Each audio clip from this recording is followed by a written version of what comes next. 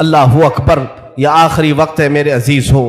حسین ابن علی رضی اللہ تعالیٰ عنہ کے گھر میں سوائے ان کے بیٹے زین العابدین کے جو بیمار تھے، ان کی عمر 22 سال کی تھی، کمزور تھے، بخار زدہ تھے، لیٹے ہوئے خیمے میں بخار سے ان کا جسم تپ رہا تھا، وہ سارا منظر وہ اپنی بیماری میں دیکھ رہے تھے۔ اب کوئی باقی نہیں تھا، بچے کو تک نہیں چھوڑا تو کون باقی رہے گا؟ امام حسین ابن علی رضی اللہ تعالیٰ عنہ نے دیکھا، قرآن کو جلدی سے کھولا، تلاوت کرنے لگے۔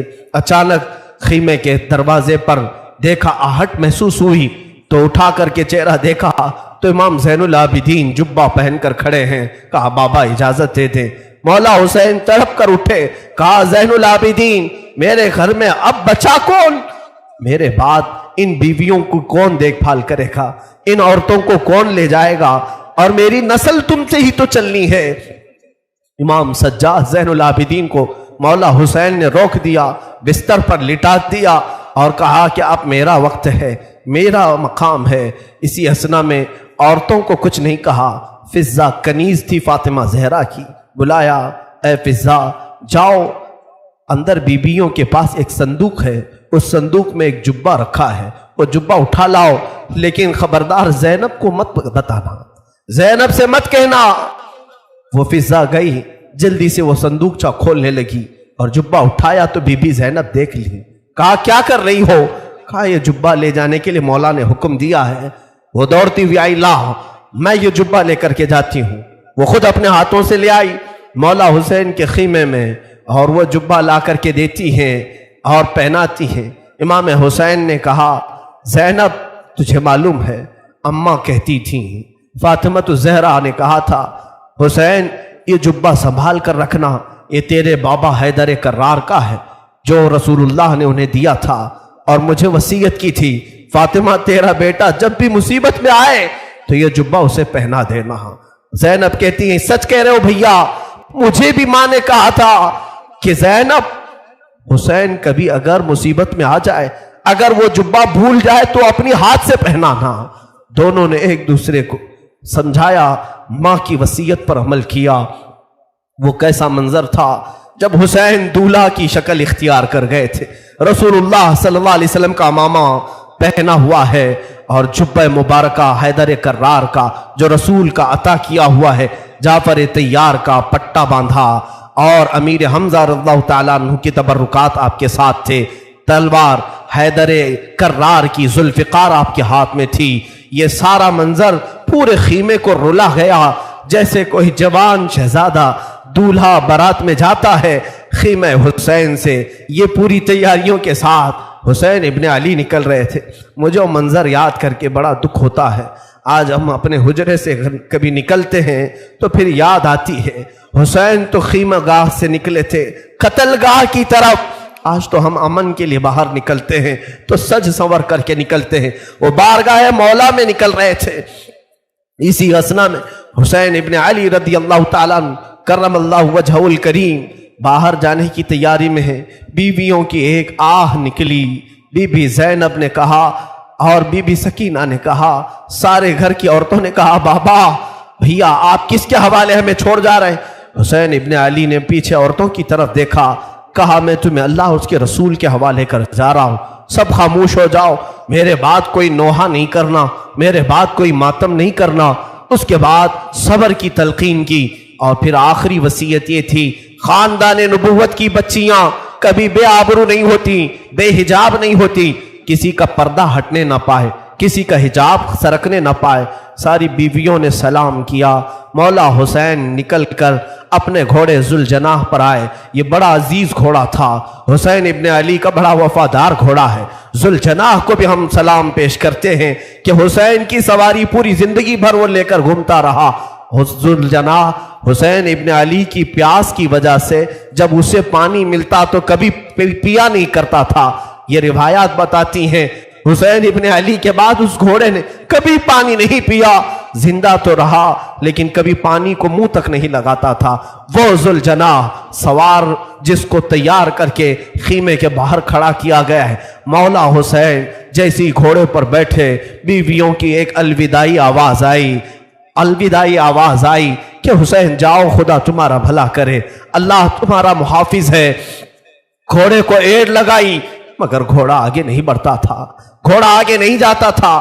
ذوالجناح کو مولا حسین نے کہا اے ذوالجناح تو نے کبھی میری نافرمانی نہیں کی، آج تک تو نے میری کبھی حکم عدولی نہیں کی۔ تو گھوڑے کو پھر ایڑ لگائی اور اس کے کان پکڑ کر کے کھینچا۔ وقت بہت کم ہے حسین کے پاس، چل آگے بڑھ، چل آگے بڑھ، آج تو اپنے جوہر دکھا۔ مولا حسین پکارتے رہے، گھوڑا آگے نہیں بڑھتا رہا اور گھوڑا جھک کر کے اشارے سے پیروں کی طرف دکھا رہا تھا۔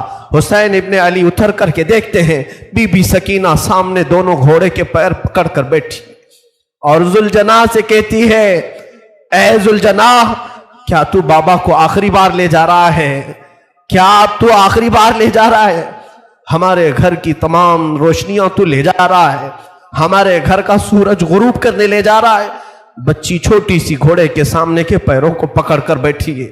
مولا حسین گھوڑے سے اتر آئے، بی بی سکینہ کو اٹھا لیا، گود میں اٹھا لیا، ماتھے کے بوسے لیے اور کہا سکینہ تم نے علی اصغر کی موت پر صبر کیا، علی اکبر پر صبر کیا، ساری لاشیں تو نے دیکھی، اب تو اپنے بابا کے ساتھ بھی صبر کا مظاہرہ کر، تو اپنے بابا کے ساتھ بھی صبر کا مظاہرہ کر۔ بی بی سکینہ کو اسی طرح لوٹا دیا گیا۔ وہ خیمے میں جا کر حسرت بھری نگاہوں سے دیکھتی رہ گئی، چوکھٹ پر کھڑی رہ گئی۔ مولا حسین نے گھوڑے کو ایڑ لگائی، گھوڑا چھڑانگ لگاتا ہوا میدان کربلا میں اتر پڑا اور جیسے ہی یزیدیوں کو للکارا پھر ایک آخری خطبہ حسین ابن علی نے دیا۔ مولا حسین نے آخری خطبہ دیا، وہ خطبہ یہ تھا، حمد و صلات کے بعد آپ نے پکار کر کہا اے یزید کی طرف سے آنے والے لشکریوں، کیا تم میری حیثیت کو نہیں جانتے؟ اگر تمہیں معلوم نہیں تو اب بھی بہت سارے صحابہ ہیں جنہوں نے رسول کی زبان سے میری تعریف میں، میری فضیلت میں جو حدیثیں سنی ہیں بیان کریں گے، جاؤ تم ان سے سن لو۔ صحابہ اب بھی باحیات ہیں، کیا میں فاطمہ کا بیٹا نہیں ہوں؟ کیا میں حیدر کرار علی مرتضیٰ کا شہزادہ نہیں ہوں؟ کیا رسول اللہ نے میرے لیے یہ نہیں فرمایا کہ حسن و حسین جنتی جوانوں کے سردار؟ کیا تمہیں معلوم نہیں میرے آقا میرے لبوں کے بوسے لیا کرتے تھے، میری گردن کو سونگھا کرتے تھے؟ کیا میرا خون تمہارے لیے حلال ہے؟ یہ تقریر اتنی لمبی ہو گئی، حسین ابن علی کی اس آواز پر یزیدیوں میں سناٹا چھا گیا، کئی لوگوں کی آنکھوں سے آنسو بھی نکل پڑے۔ اور یزیدیوں میں جب یہ ماحول ہوا تو شمر ذی الجوشن عمرو بن سعد جو بدبخت ازلی تھے انہوں نے بھڑکانا شروع کیا اور بیچ تقریر میں ہی امام کے تیر برسانا شروع کیا۔ حسین ابن علی رضی اللہ تعالیٰ عنہ کے درمیان تقریر آپ کے لبوں کی طرف تیر برسانا شروع کیا، کہا کہ بند کرو اب اپنا بیان، تقریر بند کرو، مقابلے کے لیے تیار ہو جاؤ۔ امام حسین نے دیکھا کہ یہ اب کسی طرح باز آنا نہیں چاہتے، میرا خون پی کر کے ہی انہیں سکون ملے گا، تو آپ نے پھر اپنی تلوار لہرائی، جو سامنے آتا تھا اسے کاٹتے چلے گئے، جو جس طرح سے آتا تھا اسے قتل کرتے گئے۔ حسین ابن علی اتنی مرتبہ خیمے کی طرف آتے تھے اور اپنی بیویوں کو دیکھتے اور پھر چلے جاتے تھے۔ یہ دوپہر کا وقت تھا، ظہر کا وقت قریب آیا اور حسین ابن علی رضی اللہ تعالیٰ عنہ اندازہ کرے وہ 56 سال کی بڑھاپے کی عمر ہے، جو 3 دن سے پیاسا ہے، 3 دن سے بھوک کی شدت الگ ہے، اور پھر جو جوانوں کی لاشیں اٹھایا وہ الگ مسئلہ ہے۔ میاں 2-4 اینٹیں اٹھاؤ تو تمہارے کندھے دکھنے لگ جائیں گے، 2-4 پتھر اٹھاؤ تو تمہارے ہاتھ میں ورم آ جائیں گے۔ ہم نے دیکھا ہے، اور تنہا حسین رضی اللہ تعالیٰ عنہ نے 1-2 نہیں تقریباً 40 لاشیں اٹھائی دن بھر میں، 40 سے زیادہ لاشیں اٹھائی، بچوں کی الگ، جوانوں کی الگ، بوڑھوں کی الگ۔ ان لاشوں کو اٹھا کر کے وہ بوڑھا جسم کیا کمزور نہیں ہوا ہوگا؟ پیاس الگ ہے، بھوک الگ ہے، بیویوں کا رونا الگ ہے، انہیں بے بسی پر چھوڑ کر آنا یہ غم الگ ہے۔ ہم تو بے حال ہو جائیں گے، ہم تو غموں سے مر جائیں گے۔ اسی لیے صبر حسین پر میں سمجھتا ہوں دنیا کے کوئی شخص پہنچ نہیں سکتا، اس استقامت پر کوئی نہیں پہنچ سکتا۔ حسین ابن علی دوپہر کے وقت مولا حسین کربلا کے میدان میں گر گئے، تنہا علی کا لال خاروں میں گر گیا، وہ فاطمہ کا لاڈلا ہزاروں میں گر گیا۔ اب حسین ابن علی کے متعلق جو میں نے شروع میں کہا تھا، فاطمہ کے لاڈلے کا آخری دیدار ہے، فاطمہ کے لاڈلے کا آخری دیدار ہے، حشر کا ہنگامہ برپا ہے، میان اہل بیت درمیان اہل بیت رسول اللہ کے شہزادے نے پھر للکارا، لوگوں کو للکارتے رہے اور قتل کا یہ بازار کرم تھا۔ عمرو بن سعد نے کہا حسین نے تنہا 50 لوگوں کو مار دیا، تم تنہا حسین کو کیوں نہیں مار پاتے؟ تنہا حسین کو کیوں نہیں مار پاتے؟ حسین ابن علی رضی اللہ تعالیٰ عنہ کے متعلق ایک روایت میں یہ بھی بتا دوں میرے عزیزوں، اس حالت میں بھی حسین ابن علی نے سخاوت کا دریا نہیں روکا تھا۔ آپ کی شان یہ تھی کہ عبداللہ نام کا ایک شخص کوفہ کا رہنے والا، وہ اس وقت کوفہ میں نہیں تھا جب یہ مارکے سر ہوئے تھے، وہ 6 مہینے کہیں تجارت پر گیا تھا، واپس آیا تو اس نے کوفہ میں دیکھا پورا بازار خالی ہے، گھر خالی ہے۔ اپنی بیٹیوں سے پوچھا کیا ہو گیا کوفہ میں؟ سب دکانیں بند ہیں، سب گھر میں تالے لگے ہوئے۔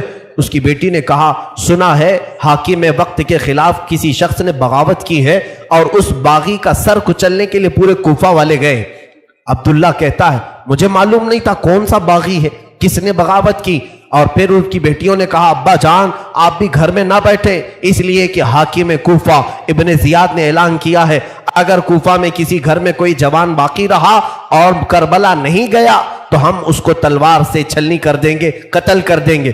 تو عبداللہ کہتا ہے مجھے ڈر تھا، میری جان کا بھی خوف تھا کہ اگر یہاں رہتے ہوئے پکڑا گیا تو مارا جاؤں گا۔ کہا ٹھیک ہے میں بھی جاتا ہوں اس باغی کے خلاف، اس باغی کو میں بھی مقابلہ کر کے قتل کر سکتا ہوں، دیکھوں گا۔ اپنا گھوڑا لیا، تلواریں لی اور نکلنے لگا۔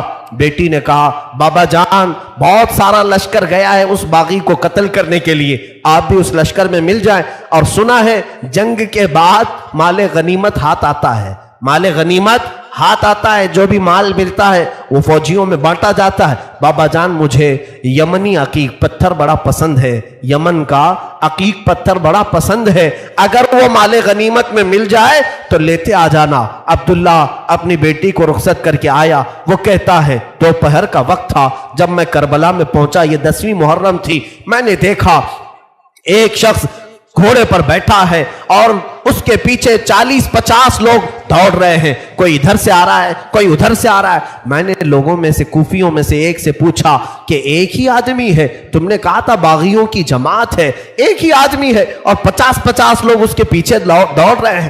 لوگوں نے کہا ہاں وہ تنہا 50 پر بھاری ہے، کسی کے ہاتھ نہیں آ رہا، اکیلا تو اس کے سامنے کوئی جا ہی نہیں سکتا ہے۔ عبداللہ نے کہا میں نے یہ سن کر کے اپنا گھوڑا بھی دوڑا دیا کہ چلو اس باغی کو میں بھی دیکھتا ہوں، اگر میری تلوار سے وہ قتل ہو گیا، اگر گر گیا تو انعام و اکرام مجھے بھی مل جائے گا۔ گھوڑا دوڑاتے ہوئے وہ آیا حسین ابن علی کو تنہا، یہ یزیدی کتے کبھی ادھر سے دوڑا رہے تھے کبھی ادھر سے دوڑا رہے تھے، تنہا فاطمہ کا لال تلوار لہراتا ہوا اور لوگوں سے مقابلہ کرتا ہوا میدان کربلا میں سرگرم ہے۔ عبداللہ کہتا ہے میں پیچھے گھوڑے کو دوڑاتا ہوا آیا، میں حسین ابن علی کے گھوڑے سے صرف 2 ہاتھ کے فاصلے پر رہ گیا تھا۔ حسین ابن علی پیچھے مڑتے ہیں اور کہتے عبداللہ اور قریب آ جا، عبداللہ اور قریب آ جا۔ میں ڈر گیا یہ کون باغی ہے جو میرا نام بھی جان رہا ہے، میرا نام جانتا ہے۔ عبداللہ کہتا ہے مجھے تھوڑی سی جسم میں کپکپاہٹ ہو گئی، خوف سا ہو گیا کہ یہ مجھے جانتا کیسے ہے، کہیں میرے پہچان والا تو نہیں۔ میں اور آگے بڑھ گیا، جیسے ہی میرا گھوڑا اس کے گھوڑے کے قریب لگایا، حسین ابن علی نے اپنی انگلی سے انگوٹھی نکال کر کے کہا جا تیری بیٹی نے یمنی عقیق جو مانگا تھا اسے دے دینا، اس میں نگ جو لگا ہے وہ یمنی عقیق کا ہے، یمنی عقیق کا نگ لگا ہے۔ کیا تو اپنے گھر سے نکل رہا تھا؟ تیری بیٹی نے عقیق نہیں مانگا تھا۔ عبداللہ کہتا ہے اسی دن مجھے احساس ہوا نبی کیا ہے، نبی کے شہزادے کیا ہے، نبی کا علم کہاں ہوگا۔ میرے عزیزوں حسین ابن علی نے اس دن بھی سخاوت کے دریا کو روکا نہیں، اپنی انگوٹھی نکال کر جیسے ہی عبداللہ کو دیا، انہوں نے انگوٹھی جیسے لیا اور سلام کیا، کہا مولا حسین اب انگوٹھی لے کر جانے میں کیا مزہ ہے، میں تو اپنی جان تمہارے قدموں پر نچھاور کر کے جاؤں گا۔ یزیدیوں سے لڑتے لڑتے وہ حضرت عبداللہ بھی وہیں کربلا میں شہید ہو گئے، ان کے ہاتھ میں انگوٹھی ویسی کی ویسی رہ گئی۔ مولا حسین اس وقت بھی نوازنا نہیں چھوڑتے ہیں، عطا کرنا نہیں چھوڑتے ہیں، اسی لیے یہ سخاوت کا گھرانہ ہے، یہ سخی لوگوں کا گھرانہ ہے۔ اس گھرانے میں ان کی پرورش ہوئی ہے جہاں 5 دن بھوکے رہنے کے بعد بھی اگر کوئی فقیر آتا تو اسے یہ نواز دیا کرتے تھے، گھر کی ساری غذائیں دے دیا کرتے تھے۔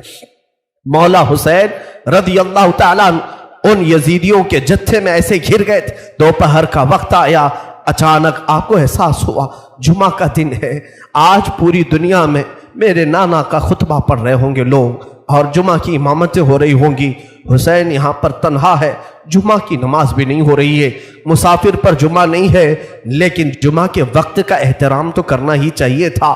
آپ نے ان سے کہا، اے لوگوں، ہاں میں جانتا ہوں مسافر پر جمعہ نہیں، کیا اس وقت کا احترام بھی نہیں کرو گے؟ جنگ بندی نہیں کر سکتے، جنگ تھوڑی دیر کے لیے روک نہیں سکتے کہ اس وقت کا احترام باقی رہے؟ اسی اسنا میں آپ نے کہا 2 رکعت نماز پڑھنے کی اجازت مل جائے۔ اللہ اللہ، حسین تمہارے سجدوں کو سلام۔ دنیا آج بھی قتل ہونے والے سے آخری خواہش پوچھتی ہے تو آخری خواہش لوگ یہ بتاتے ہیں گھر والوں سے مل لوں گا، فلاں وصیت کر دوں گا، یہ جائیداد کے پیپر دیکھ لوں گا۔ ہماری وصیتیں، ہماری خواہشات دنیاوی ہوتی ہیں۔ مولا حسین نے آخر وقت میں اگر کوئی تمنا کی تھی 2 رکعت نماز پڑھنے کی، 2 رکعت نماز پڑھنے کی۔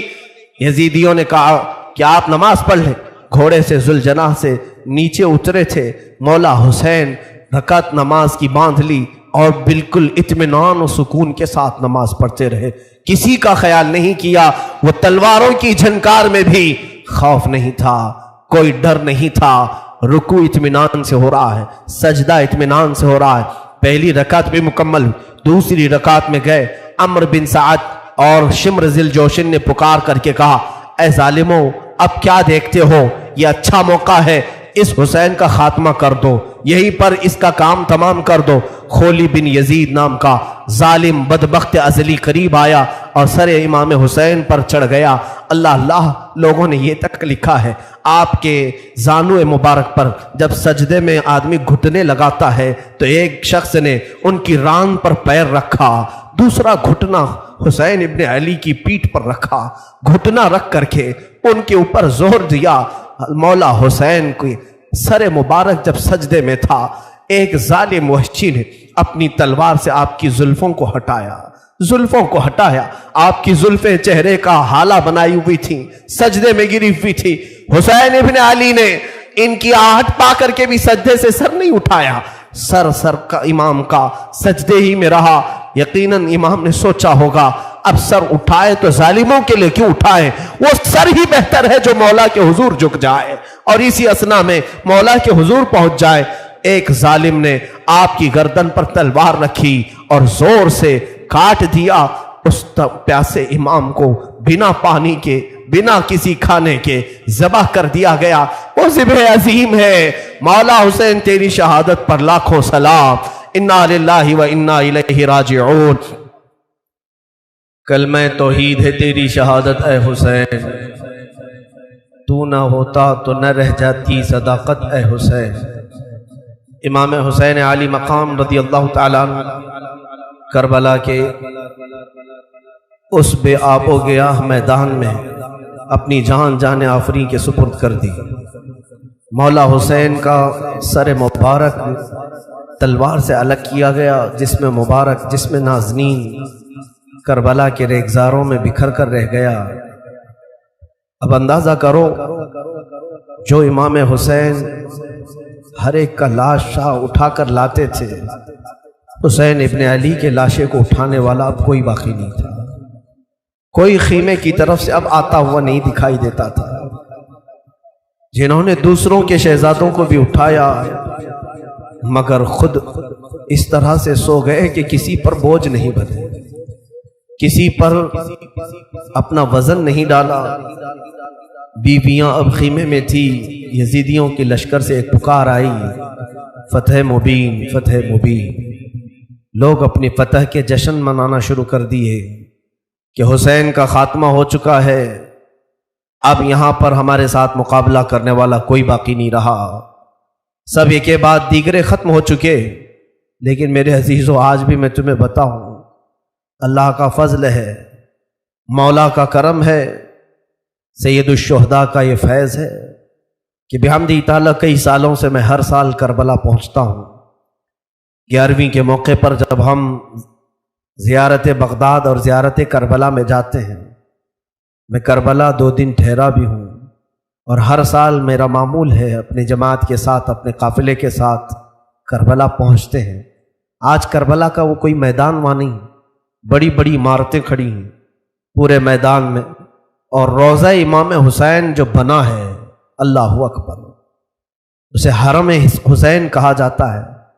دروازے تک سونے سے کلئی کیے گئے، گنبد پاک کو سونے سے رنگا گیا ہے، اور وہ حسین کا گنبد آج پورے شہر میں اجالا کر رہا ہے۔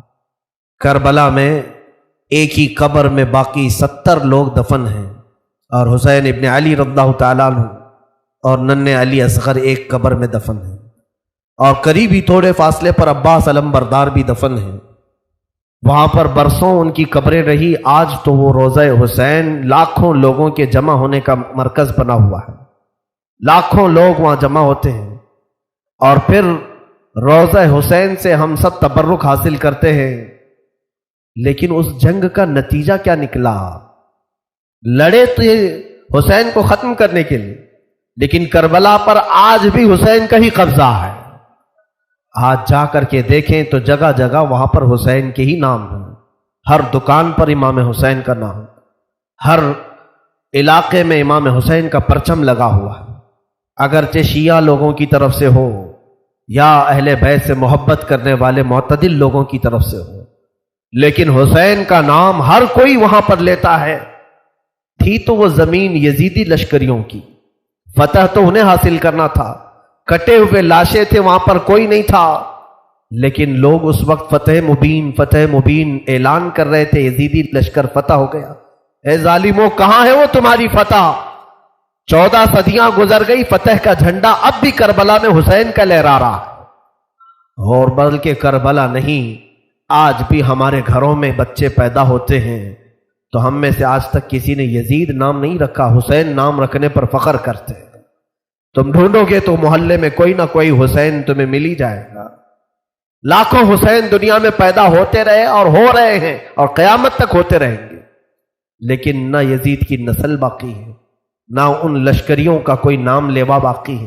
تو کیسی فتح تھی؟ وہ تم نے دنیا کے لیے لڑا تھا، اور تم مال کے لیے لڑے تھے، اور مولا حسین صرف رضائے الہی کے لیے لڑے تھے، رسول پاک کی شریعت طاہرہ کے نفاذ کے لیے لڑے تھے، اور رب تعالیٰ نے انہیں ایسی فتح عطا کی، گھر لٹ گیا الگ بات ہے، لیکن اس کے ذکر پاک سے آج لاکھوں رونے والوں کی آنکھیں نم رہتی، لاکھوں نہیں کروڑوں آنکھیں روتی ہیں مولا حسین کے لیے۔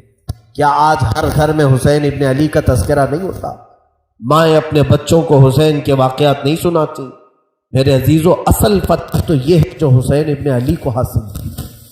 مولا حسین ابن علی رضی اللہ تعالیٰ عنہ کو جو اللہ تعالیٰ نے مقام دیا، اور اسی طرح سے ملک شام بھی ہم نے دیکھا، دمشق کے بازار جہاں مولا کو نیزوں پر لایا گیا تھا، وہاں پر معلوم کیا کہ یزید کی قبر ہے کہاں، تو لوگوں نے بتایا کہ فلاں جگہ ایک دمشق کے لوگ کوڑا کرکٹ جہاں پھینکتے ہیں، کچرا پھینکتے ہیں، اسی کچرے کے اندر کہیں اس کی قبر ہے، لیکن کوئی نشان نہیں۔